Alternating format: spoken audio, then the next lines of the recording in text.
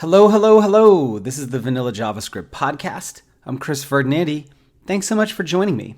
Today, we're looking at a case study on why the modern web sucks, the Space Jam website. Since 1996, the Space Jam website has remained online, unchanged, a time capsule of the web 25 years ago. And I'll drop a link to that down in the show notes.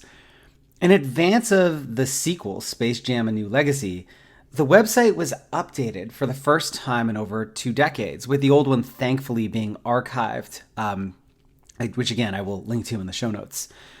With both websites available online, Max Bock decided to run a performance test to see how the web from 25 years ago performs against the modern web. And the results are underwhelming, but honestly unsurprising. So to quote Max, unsurprisingly, the new site is a lot heavier than the original, with 4.673 kilobytes versus 120 kilobytes. The new site is about 39 times the size of the old one.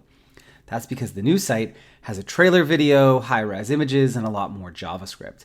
This is in keeping with the general trend of websites growing heavier every year, with the average site weighing in at around 1.9 kilobytes now. But since our connection speeds and device capabilities are significantly better now, that's fine. Everything is way faster now than it was back in the days of Michael Jordan's first Looney Tune adventure. Is it though? Let's find out.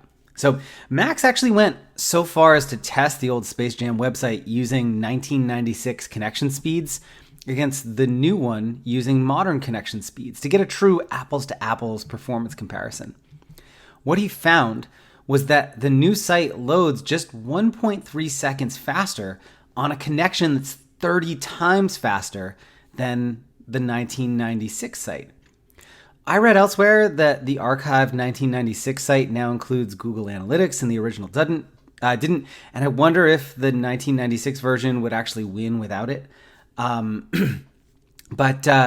Yeah, go read Max's article to get the full results and see all the data. I'll drop a link to that in the show notes as well.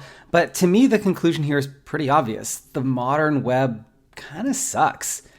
Anyways, that's it for today. If you want to finally master JavaScript, head over to vanillajsguides.com and check out my pocket guides and video courses. And as a listener of the show, you can take 30% off with the code podcast at checkout.